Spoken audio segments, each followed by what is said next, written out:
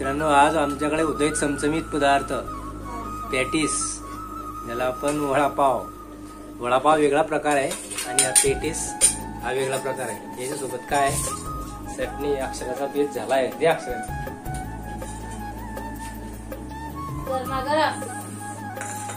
गरमागरम पॅटीस पाजू हात जायतील.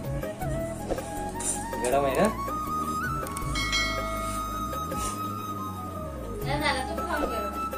कसा झाला? मस्त झाला आई, छान झाला, खूप छान झाला.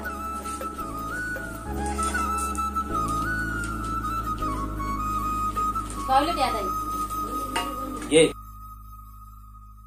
या मंडळी, तुम्ही पण खायला या पॅटीस.